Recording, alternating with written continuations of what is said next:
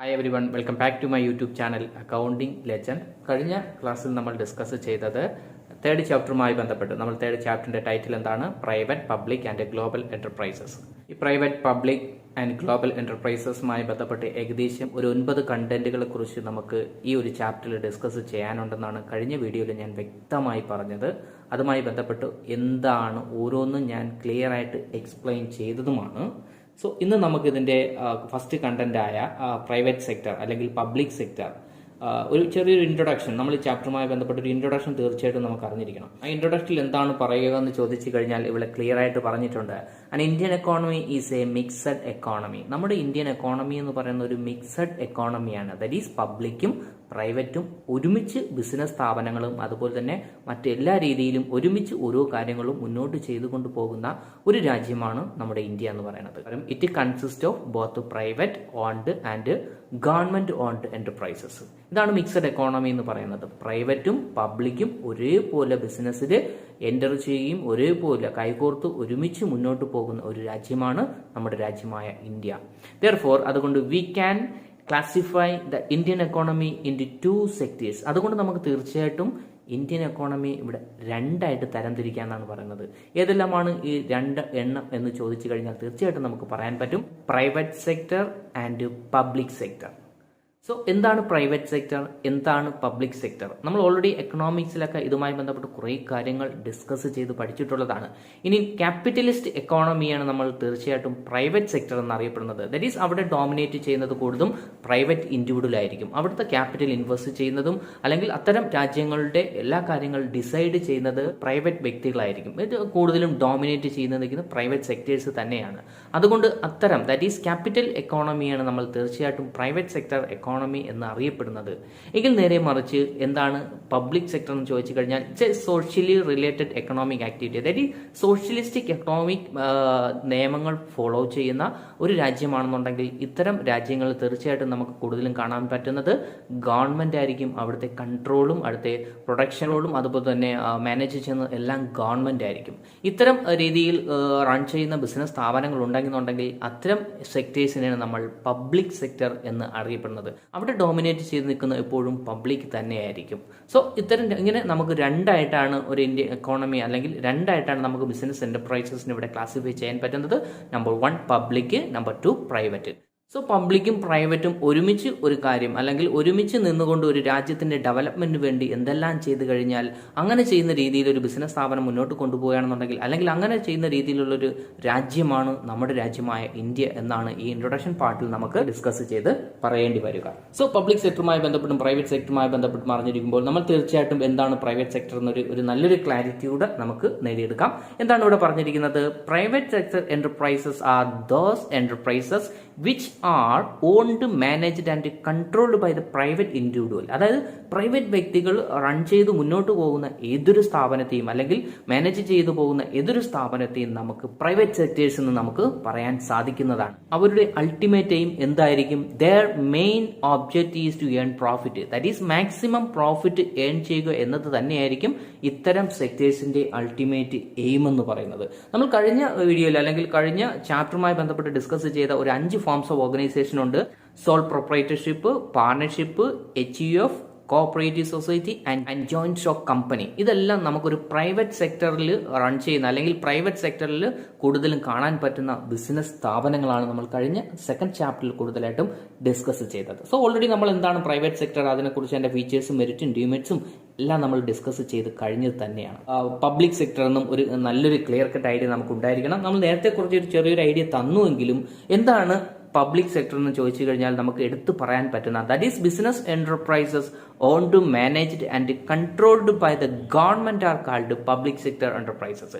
Government ആണ് ഒരു സ്ഥാപനം അല്ലെങ്കിൽ ഒരു ഏരിയയുടെ മാനേജ്മെന്റും കൺട്രോളും ഓണർഷിപ്പും എല്ലാം അവരുടെ കയ്യിലാണെന്നുണ്ടെങ്കിൽ അത്തരം മേഖലകളെയാണ് നമ്മൾ പബ്ലിക് സെക്ടേഴ്സ് എന്ന് അറിയപ്പെടുന്നത്. These enterprises may either be partly or wholly owned by the central or state government. അതായത് നമ്മുടെ രാജ്യത്തിന്റെ സെൻട്രൽ ഗവൺമെന്റ് ഉണ്ട്, അതുപോലെ തന്നെ സ്റ്റേറ്റ് ഗവൺമെന്റ് ഉണ്ട്. ദെൻ ഒരു സ്ഥാപനം എടുക്കുമ്പോൾ അല്ലെങ്കിൽ ഒരു എന്റർപ്രൈസസ് എടുക്കുമ്പോൾ അത് ചിലപ്പോൾ സ്റ്റേറ്റ് ഗവൺമെന്റിന്റെ കൺട്രോളിലായിരിക്കും, എന്നാൽ മറ്റു ചിലപ്പോൾ സെൻട്രൽ ഗവൺമെന്റിന്റെ കൺട്രോളിലായിരിക്കും അത് പ്രവർത്തിക്കുന്നത്. ഇത് രണ്ട് തന്നെ ആയാലും നമുക്ക് തീർച്ചയായിട്ടും പറയാൻ പറ്റും ഇതൊരു ഗവൺമെന്റ് ഓൺഡ് ബിസിനസ് സ്ഥാപനമാണെന്ന് പറയാൻ പറ്റും. അതുകൊണ്ട് നമുക്കിതിനെ പബ്ലിക് സെക്ടറിൽ പ്രവർത്തിക്കുന്ന അല്ലെ പബ്ലിക് സെക്ടറായിട്ട് നമുക്ക് തീർച്ചയായിട്ടും നമുക്ക് പറയാൻ പറ്റുന്നതാണ്. That is public sector enterprises are formed by the government to participate to the economic activity of the countries. തീർച്ചയായിട്ടും അവരുടെ ലക്ഷ്യം എന്തായിരിക്കില്ല? ടു ഏൺ മാക്സിമം പ്രോഫിറ്റ് ആയിരിക്കില്ല.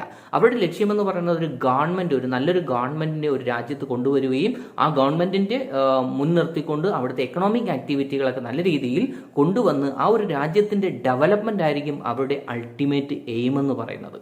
സോ ഈ രണ്ടുപേരും കൂടെ ഒരുമിച്ച് നിന്ന് കഴിഞ്ഞാൽ മാത്രമേ തീർച്ചയായിട്ടും ഒരു രാജ്യം എന്ന നിലയ്ക്ക് ഒരു ഡെവലപ്മെന്റ് സ്റ്റേജിലോട്ട് തീർച്ചയായിട്ടും നമുക്ക് പോകാൻ സാധിക്കുകയുള്ളൂ. സോ പ്രൈവറ്റ് സെക്ടറിൽ ആക്റ്റീവായിട്ട് പ്രവർത്തിക്കുന്ന സെക്ടേഴ്സുകൾ ഏതെല്ലാമാണെന്ന് ചോദിച്ചു കഴിഞ്ഞാൽ നമ്മൾ ഈ ചാപ്റ്ററിൽ കൂടുതലും ഡിസ്കസ് ചെയ്യുന്ന ഏരിയകളാണ്. That is departmental undertaking, statutory corporation അല്ലെങ്കിൽ പബ്ലിക് കോർപ്പറേഷൻ നമ്മൾ അറിയപ്പെടും.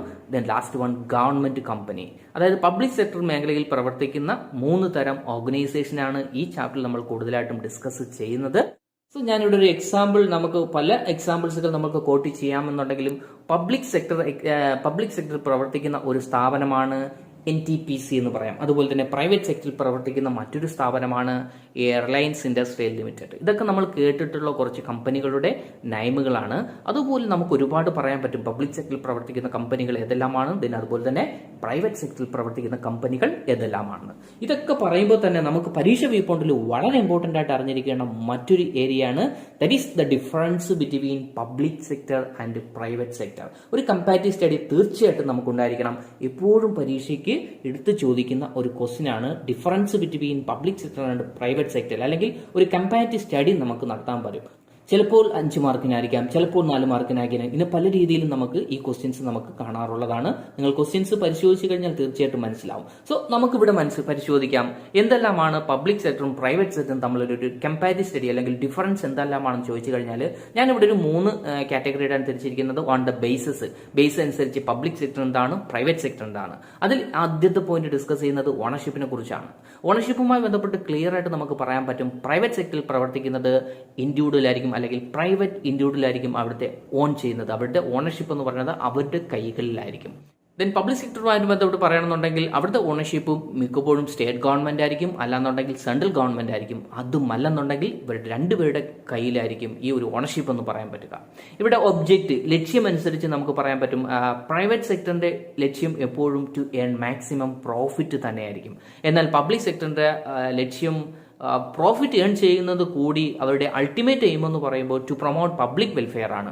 പബ്ലിക്കിന് സർവീസുകൾ പ്രൊവൈഡ് ചെയ്യുകയാണ് ഇവരുടെ അൾട്ടിമേറ്റ് എയിം എന്ന് നമുക്ക് എടുത്തു പറയാൻ പറ്റും. ദെൻ ഫോംസ് ഓഫ് ഓർഗനൈസേഷൻ ഏതൊക്കെയാണെന്ന് ചോദിച്ചു കഴിഞ്ഞാൽ ഞാൻ നമ്മുടെ സെക്കൻഡ് ചാപ്റ്റർ ഡിസ്കസ് ചെയ്ത sole proprietorship, partnership, joint stock company, Hindu undivided family business, then cooperative society എല്ലാം ഒരു പ്രൈവറ്റ് സെക്ടറിൽ പ്രവർത്തിക്കുന്നതിന് എക്സാമ്പിൾ ആയിട്ട് നമുക്ക് പറയാൻ പറ്റും. എന്നാൽ പബ്ലിക് സെക്ടറുമായി ബന്ധപ്പെട്ട് ഡിസ്കസ് ചെയ്യുന്ന അല്ലെങ്കിൽ പബ്ലിക് സെക്ടർ ഏരിയയിൽ പ്രവർത്തിക്കുന്ന 3 തരം എന്റർപ്രൈസസ് ആണ് നമുക്ക് സാധാരണ കാണാൻ സാധിക്കുന്നത്. That is departmental undertaking, statutory corporation and last one government company. ഇതൊക്കെ നമുക്ക് കൂടുതലായിട്ടും അടുത്ത വീഡിയോയിൽ ക്ലിയർ ആയിട്ട് നമുക്ക് എക്സ്പ്ലെയിൻ ചെയ്ത് പഠിക്കാവുന്നതാണ്.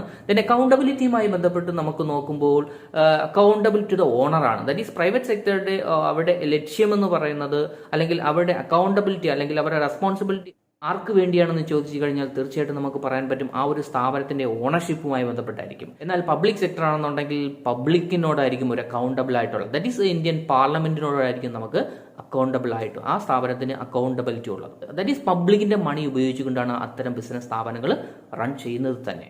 പൊളിറ്റിക്കൽ ഇന്റർഫറൻസും വെച്ച് നോക്കുമ്പോൾ നമുക്ക് പ്രൈവറ്റ് സെക്ടറിൽ പൊളിറ്റിക്കൽ ഇന്റർഫറൻസ് വളരെ കുറവാണ്. അവരുടെ കൺട്രോളുകൾ നമുക്ക് കാണാൻ സാധിക്കില്ല. പൊളിറ്റിക്കൽ പാർട്ടി യാതൊരു കാരണവശാലും പ്രൈവറ്റ് സെക്ടറുകളെ അറ്റാക്ക് ചെയ്യാറില്ല. എന്നാൽ പബ്ലിക് സെക്ടറിന്റെ ഒട്ടുമിക്ക കാര്യങ്ങളും ഡിസൈഡ് ചെയ്യുന്നത് അല്ലെങ്കിൽ തീരുമാനിക്കുന്നത് ഈ പൊളിറ്റിക്കൽ പാർട്ടികളായിരിക്കും, അല്ലെങ്കിൽ പൊളിറ്റിക്കൽ റൂളിംഗ് പാർട്ടി ആരാണോ അവർ ഡിസൈഡ് ചെയ്യുന്ന പോലെയായിരിക്കും ആ ഒരു ഗവൺമെന്റിന്റെ മുന്നോട്ടുള്ള പോക്കെന്ന് നമുക്ക് പറയാൻ പറ്റും.